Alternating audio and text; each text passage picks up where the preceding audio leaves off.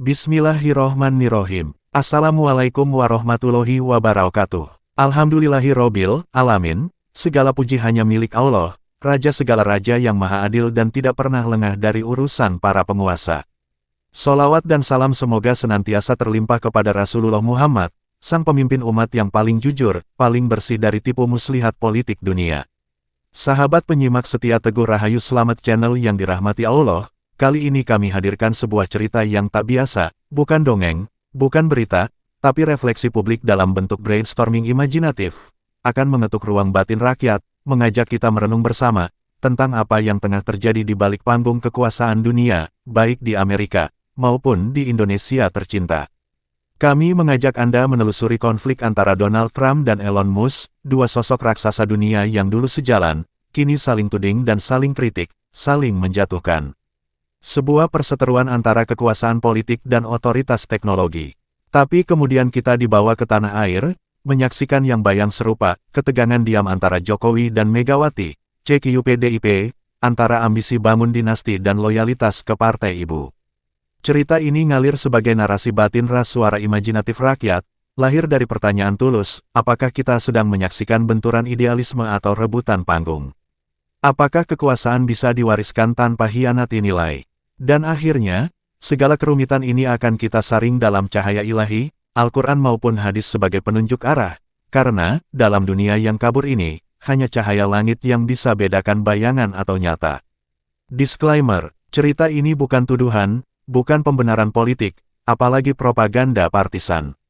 Ini hanyalah cermin nurani. Jika kita berani bercermin, mungkin kita akan bisa melihat wajah bangsa, dan wajah kita sendiri, dengan lebih jujur. Untuk itu, tolong tata niat, jernihkan hati, untuk menyimak secara seksama dengan bismillah. 1. Sahabat sejalan, namun kini bersimpang. Ada masa ketika dunia percaya bahwa dua pria paling berkuasa di Amerika itu akan memimpin revolusi bersama. Satu dengan lidah politiknya yang membakar panggung kampanye, satu lagi dengan otaknya yang melesat lebih cepat dari roket SpaceX. Donald Trump dan Elon Musk. Nama mereka sempat melambung berdampingan dalam berita, di ruang dewan, dan dalam narasi kebangkitan Amerika. Trump mengundang Musk ke lingkaran dalamnya, ke meja penasihat bisnis Gedung Putih. Musk menyambutnya, dengan kepala tegak dan bahasa tubuh dingin khas miliarder eksentrik. Dunia bersorak, kapital dan kekuasaan telah bergandeng tangan. Namun kekuasaan bukanlah kawan yang tahu berterima kasih. Dan ambisi adalah jalan yang mudah berpindah ranjang. Konflik meletus ketika keputusan besar diambil Trump, keluar dari Paris Agreement, perjanjian iklim yang dianggap penting oleh Musk. Musk keluar dari meja penasihat. Trump tak memanggil kembali. Dari situ, garis api muncul, Musk mulai mengkritik kebijakan Trump. Trump mulai menyebut Musk pecundang yang dibantu pajak negara. Yang dulu duduk bersama, kini saling menyudutkan. Publik terhenyak. Tapi siapa yang berubah? Musk, yang konon menjunjung moral dan masa depan planet. Ataukah Trump, yang berpegang pada kebijakan nasional dan kekuatan industri dalam negeri? Tak ada jawaban tunggal, tapi yang pasti, retakan itu menyingkapkan sesuatu. Kawan dalam kekuasaan hanya setia selama kepentingan masih beririsan. Suara-suara mulai terdengar dari batin publik. Apa yang terjadi jika idealisme bertabrakan dengan pragmatisme? Apakah pemimpin sejati harus selalu tunduk pada kompromi? Apakah yang menolak bukan pengkhianat, tapi justru penyelamat nilai? Fenomena Trump-Elon tak sekadar cerita dua pria besar bertengkar. Ini adalah gambaran klasik dalam sejarah umat manusia. Jika kekuasaan tak dibingkai dengan iman dan moral, maka ia akan menjadi arena saling makan antara pencipta dan penciptaannya. Dan bersabarlah engkau bersama orang-orang yang menyeru Tuhannya di pagi dan petang hari dengan mengharap keridaannya, dan janganlah kedua matamu berpaling dari mereka karena mengharapkan perhiasan dunia. Al-Kahfi 28. Dalam kekuasaan, yang sejati bukan yang menang dalam sorotan kamera, tapi yang tetap teguh ketika sorotan itu padam. Di Amerika, rakyat mulai melihat bahwa tidak semua miliarder ingin jadi boneka, dan tidak semua presiden siap mendengar suara yang tak memuja. Lalu publik Indonesia pun bertanya dalam batin, apakah kisah ini hanya terjadi di Amerika? Ataukah kita sedang mengalaminya juga, dengan nama yang berbeda, baju yang berbeda, dan partai yang berbeda?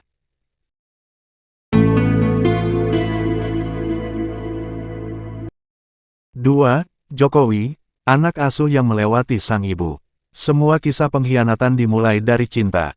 Tapi cinta dalam politik adalah mata pisau. Tajamnya bisa membelah jalan atau menusuk balik punggung yang pernah membungkuk. Presiden Joko Widodo, nama yang dulu diarak PDIP dengan haru dan harapan, kini melesat melampaui pagar kandangnya sendiri. Jokowi bukan sekadar kader, ia anak ideologis yang digadang Megawati Soekarnoputri sebagai simbol kesederhanaan, ketulusan, dan antitesis dari elit. Ia didudukkan di kursi DKI Jakarta, lalu digelontorkan ke kursi RI 1 dengan mesin partai yang menanggung segala ongkosnya. Namun sejarah punya selera humor yang tajam. Yang dulu tunduk, kini memegang palu. Yang dulu meminta restu, kini memproduksi keputusan tanpa kabar. Dari Gibran hingga reshuffle, dari relasi dengan Prabowo hingga penciptaan koalisi baru, semuanya berjalan tanpa bisikan ibu banteng. Dan publik pun bertanya, siapa yang kini sedang dikorbankan atas nama stabilitas kekuasaan? Megawati diam, tapi diam bukan tanda kalah. Diam kadang adalah isyarat bahwa luka sudah terlalu dalam untuk dijelaskan. Sebagian elit partai merintih, partai kita dipakai lalu ditinggal, seperti tubuh tanpa kepala. Tapi sebagian lainnya membalas, apakah Jokowi salah karena ingin mandiri? Apakah ia harus terus mencium tangan sang ibu meski sudah menanggung beban seluruh negeri? Seperti Trump dan Mus, Jokowi dan Megawati kini berada di dua kutub, yang satu pragmatis, yang satu simbolis. Yang satu ingin wariskan kekuasaan lewat dinasti, yang satu ingin menjaga kemurnian ideologi partai. Tapi siapa yang lebih benar? Atau jangan-jangan, keduanya sedang terperangkap dalam ilusi, bahwa kekuasaan bisa abadi, asal dikunci dengan loyalitas. Sesungguhnya manusia yang paling dibenci Allah adalah yang suka bermusuh-musuhan. Namun bagaimana bila permusuhan tumbuh dari ambisi yang disiram di tanah kekuasaan? Hadis riwayat Tirmidzi. Suara publik makin nyaring. Dulu Jokowi disebut petugas partai. Kini siapa yang jadi petugas siapa? Apakah Megawati ingin mengubah sejarah jadi silsilah? Apakah PDIP sedang dimuseumkan oleh tangan yang pernah mereka besarkan sendiri? Semuanya bergolak, tapi tak ada yang bicara. Di atas panggung, semua tampak tenang. Tapi dalam lorong batin rakyat, badai tengah berkecamuk. Ada getar aneh ketika kekuasaan melahirkan anak yang tak lagi mengenal ibu. Persis seperti Mus yang kini mendanai calon lawan Trump. Persis seperti Trump yang mencibir mantan sekutunya sendiri. Maka publik bertanya lagi, apa arti kesetiaan dalam politik? Apakah kita masih perlu partai, atau cukup keluarga? Dan bagaimana kita, rakyat kecil ini, membedakan antara pengkhianatan dan pembebasan? 3. Panggung boneka dan pemilik tali. Setiap pemimpin adalah aktor, tapi tidak semua aktor bebas memilih dialognya sendiri. Beberapa hanya baca naskah yang sudah ditulis oleh tangan tak terlihat. Ketika Elon Musk mulai guncang skema politik Amerika dengan kicauan dan kapital, sebagian publik bertanya, apakah ini orang gila, atau jenius yang mulai muak dijadikan alat? Apakah ia masih manusia bebas, atau sudah dikepung skenario yang memaksa? Trump sendiri menuduh Musk tidak loyal, dan mencari panggung. Musk membalas dengan fakta, data, dan sinisme intelektual. Mereka berdua pernah berada dalam satu kereta, tapi kini seperti dua lokomotif yang melaju berlawanan, menarik gerbong masing-masing. Di Indonesia, panggung serupa tengah digelar, tapi jauh lebih senyap picik. Sosok Jokowi yang dulu dianggap antitesis elit, hari ini telah jadi kepala dari jejaring kuasa yang sangat elit. Ia tak lagi hanya milik PDIP. Ia telah jelma jadi poros magnet yang bisa maksa partai untuk mengitari porosnya, atau dilempar dari orbit politik nasional. Dan di tengah panggung itu, muncul satu tokoh yang membuat semua mata terbelalak, Gibran, anak kandung, wakil presiden, simbol kelanjutan kekuasaan, dan ironi paling nyata janji anti-dinasti, malah kangkangi konstitusi. Megawati, PDIP, seolah ditonton sajakah langkah ini terjadi. Seperti penonton yang bayar tiket bioskop mahal, tapi tahu bahwa akhir filmnya sudah disusun oleh sutradara di belakang layar. Siapa yang sebenarnya gerakkan semua ini? Apakah Jokowi masih boneka yang melawan tangan pembuatnya, atau ia sudah jadi dalang baru yang ciptakan wayangnya sendiri. Dan di antara manusia ada yang ucapannya tentang kehidupan dunia membuatmu kagum, dan dipersaksikan Allah atas isi hatinya, padahal ia adalah penentang yang paling keras. Bila ia berpaling dari kamu, ia berjalan di bumi untuk mengadakan kerusakan. Al-Baqarah 204-205. Begitulah, politik tanpa iman akan jadikan manusia ahli dalam menyamar. Hari ini bisa menangis bersama rakyat, besok tertawa dengan konglomerat. Hari ini bicara rakyat kecil, besok membangun dinasti keluarga. Apakah kita masih menyaksikan demokrasi, atau pasar saham politik? Apa kita memilih pemimpin, atau sekadar ditawari aktor yang sudah ditentukan? Sahabat Ditegur Rahayu Slamet Channel, cerita ini belum usai, satu hal makin jelas, politik tanpa akhlak akan berubah jadi pertunjukan boneka, dan kita semua hanya akan jadi penonton yang terseret dalam arah angin yang tak lagi mengenal timur atau barat. Terbius, politik dendam, parah. 4. Pecahnya telur, terbangnya burung besi. Di langit Amerika, watt pesawat tak berawak mulai mengintai. Tapi di ruang politik, yang lebih mematikan bukanlah drone, tapi data, pengaruh, dan miliarder yang lelah ditunggangi. Elon Musk bukan sekadar pengusaha. Ia adalah senjata strategis, menguasai satelit, media sosial, kecerdasan buatan, bahkan arah opini publik. Jika dulu para penguasa butuh tentara, kini mereka butuh algoritma.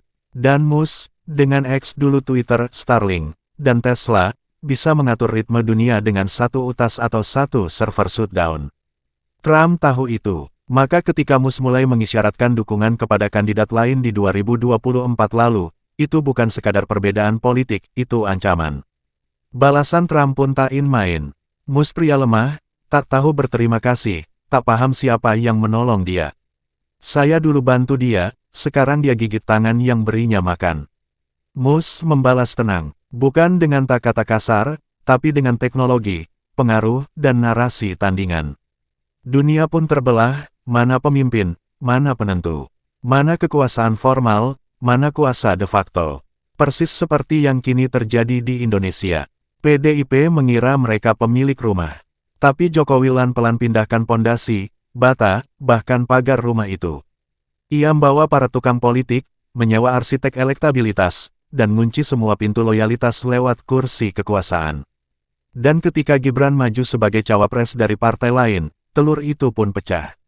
Burung besi pun terbang, meninggalkan sarang lama yang mengeramnya. Apakah Jokowi sekadar tamu yang kini mengusir tuan rumah? Atau salahnya Mega terlalu yakin bahwa anak didiknya akan tetap duduk di kelas yang sama?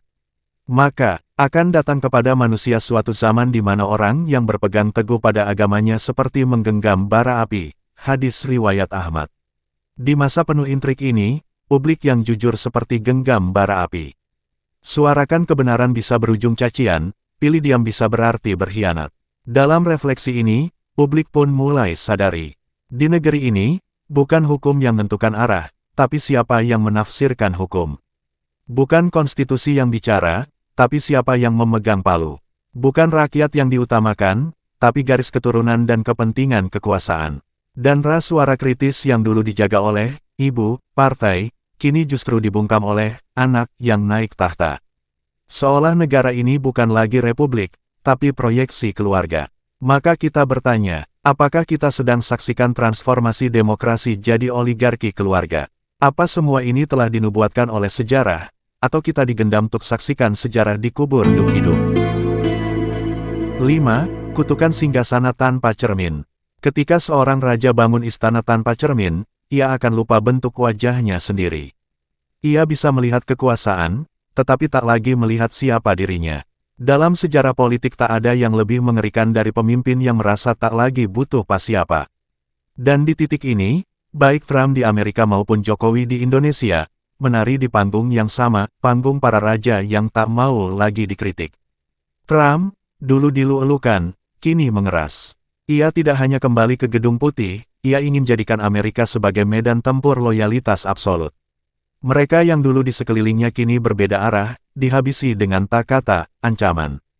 Bahkan Musk, sang jenius teknologi, dicap pengkhianat. Di Indonesia, drama serupa menegang. Jokowi, si mantan petugas partai berdiri di puncak tertinggi mengarahkan lembaga negara, jinakkan partai, dan ciptakan dinasti. Gibran dijadikan wapres bukan melanjutkan cita rakyat, tapi amankan tahta keluarga. Semua jalan ditempuh akrobat MK yang dipimpin si ipar, injak etika konstitusi. Mega sang ibu partai, natap dari kejauhan. Tak bisa lagi bicara keras. Tak bisa kerahkan pasukan. PDIP bukan lagi banteng, tak berkuku. Dan publik bertanya, apa ini pengkhianatan, atau revolusi diam-diam seorang tukang kayu yang dulu dianggap lemah? Suara hati publik terpantul ke langit yang sama. Kita tidak lagi dipimpin oleh ideologi, tapi garis darah yang super serakah. Kita tak milih pemimpin, kita cuma diwarisi, yang dipaksa tetap percaya, bahwa dinasti adalah jawaban. Sesungguhnya Allah menyuruh kamu menyampaikan amanat kepada yang berhak menerimanya dan menyuruh kamu, apabila menetapkan hukum di antara manusia supaya kamu menetapkan dengan adil. An-Nisa 58. Mana letak amanat, jika kursi diserahkan lewat hubungan darah? Sinilah publik mulai sadar tapi terlambat, politik telah jadi agama baru, dan suara rakyat jadi gema sunyi di ruang-ruang kampus, di warung kopi, di platform digital, gelombang kecemasan tumbuh. Namun kritik tak berani bersuara lantang. Semua takut dilabeli, radikal, pembenci, atau anti pemerintah. Untung masih ada suara jujur. Forum Purnawirawan TNI Polri mulai bersikap, namun kami rakyat biasa, bersuara dalam dialog imajinatif bangsa ini. Kami hanya ingin pemimpin yang memandang kami sebagai manusia, bukan angka survei. Bukan pion di papan catur dinasti. Di titik ini, klimaks pun tiba. Sang pemimpin, yang dulu dianggap titisan harapan, kini berdiri di puncak yang sunyi. Di sekelilingnya hanya ada yes man, pembisik proyek, dan perancang pencitraan. Ia tak sadar, semakin tinggi naik, semakin keras angin yang menghantam. Dan di ujung sunyi itu, rakyat mulai mengutuk, ternyata dia bangsat. Kami dulu percaya padamu, tapi kau tinggalkan demi pertahankan sesuatu yang bahkan bukan milikmu, tahta yang fana. Satu pesan tajam untuk para pemimpin. Jangan bangga ketika rakyatmu diam. Boleh jadi mereka sedang menahan amarah, bukan menunjukkan setuju. Ali bin Abi Thalib. 6. Cermin retak di Istana Pasir. Dalam setiap sejarah kejatuhan kekuasaan, selalu ada satu momen hening. Momen di mana rakyat tak lagi melawan dengan suara, tapi dengan diam. Dengan hati yang beku, dengan harapan yang disembeli oleh tangan pemimpinnya sendiri. Trump dan Elon hanya bayangan dari drama lebih besar yang menyelimuti dunia. Bukan tentang dua pria yang bertengkar, tapi tentang patah hati politik umat manusia.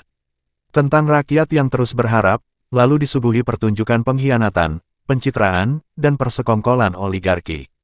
Begitu pula di Indonesia, konflik Jokowi vs Mega bukan lagi soal loyalitas partai atau sejarah bersama.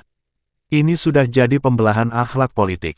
Satu pihak milih diam meski diperlakukan tak adil. Satu pihak milih menerabas semua aturan, demi lanjutkan darahnya sendiri. Maka, demokrasi pun berubah jadi cuma drama. Dan rakyat, lagi cuma penonton yang tanpa tiket. Rasa percaya kini telah lelah. Dulu dipikir Jokowi adalah harapan baru, kini semua sadar, yang berganti cuma wajah, tapi watak kekuasaan tetap rakus. Ia nyelimuti diri dalam baju sederhana, tapi sangat rakus mengumpulkan dan kantongi proyek raksasa. Tapi jangan salah, harapan tak boleh padam, bukan pemimpin tak ada yang sempurna. Tapi masih ada generasi yang belum tercemar. Masih ada anak-anak muda yang tak ingin jadi pion dinasti atau pengatur hoaks.